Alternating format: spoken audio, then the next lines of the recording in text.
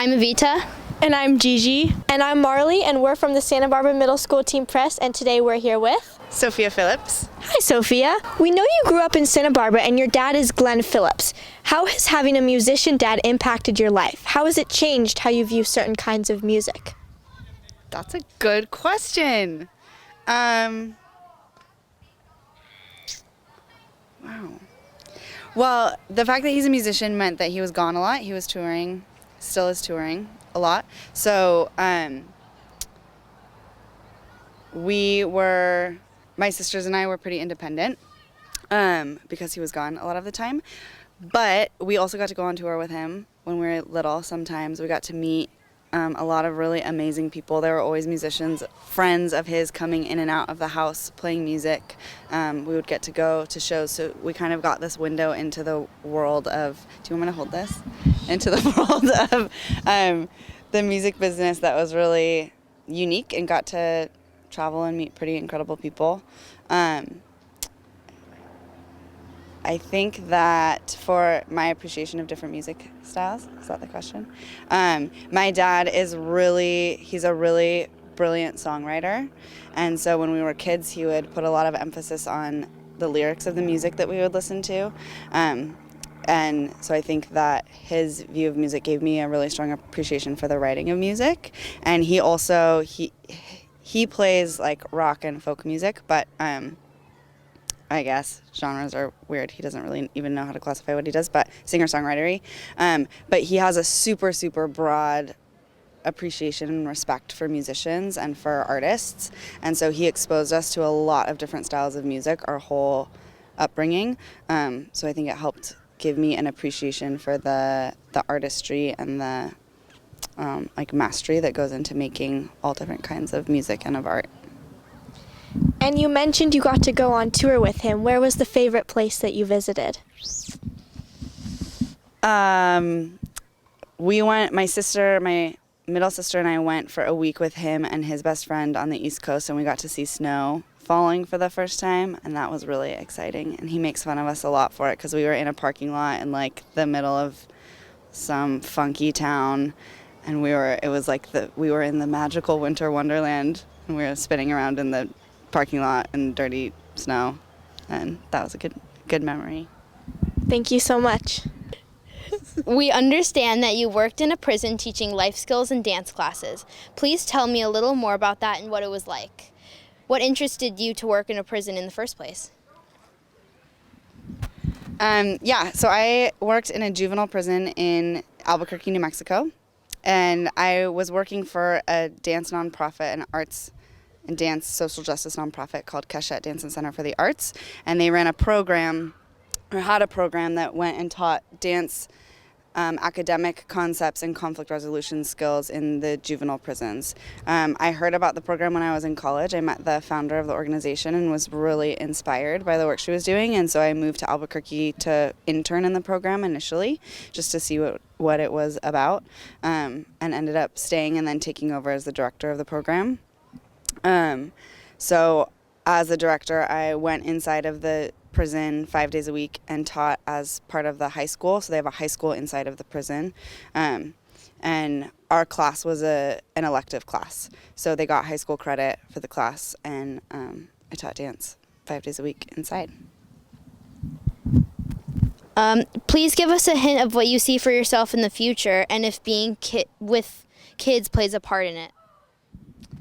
It does. I'm applying to graduate school. I just applied to graduate school at Antioch, which is a university here, to get a master's in clinical psychology and then get a therapist license. And my intent and goal is to specialize in working with young people, so I can keep working with teenagers but have some more skills to offer. Thank you. Thanks, Evita.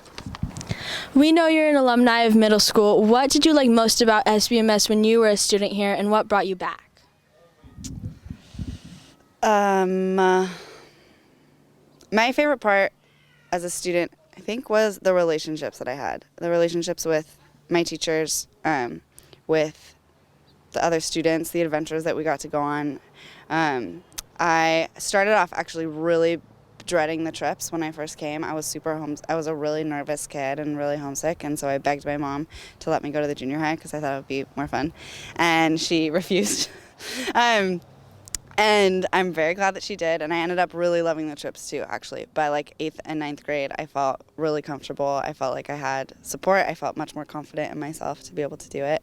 And it's all those things that brought me back. It still feels like family here. I get to, be around the teachers that I had when I was in 7th, 8th, and 9th grade. I'm still really close with a lot of the friends that I made at middle school. I love getting to go back on the trips now, and it feels like family, and it feels like home. What was your favorite trip that you went on? I loved the 9th grade Islands trip. I loved Catalina. I went on Catalina when I was in 8th grade. And I also really loved the end of the year trip when I was in 9th grade. We went to Oregon. And so I've gotten to go back on that trip a couple of times, which has been really fun. And I get to go on Catalina again this year. Thank you. And then I have another question. Okay.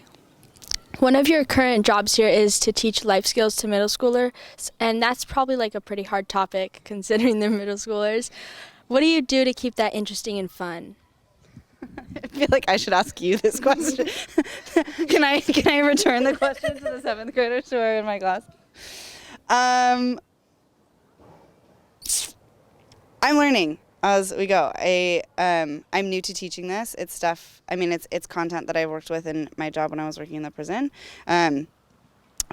But we're in a very different environment, and it's being presented in a different way. So I'm learning as I'm teaching the best ways to present it and to present the material and how to keep it interesting and fun, and as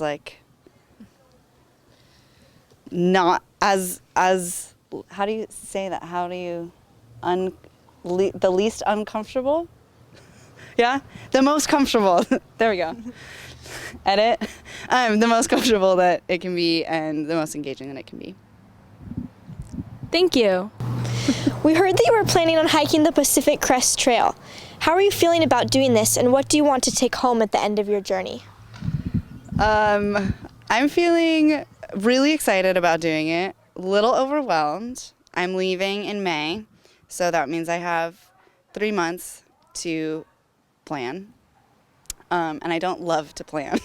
So I'm nervous. It's a big undertaking. So my plan is to hike all of California.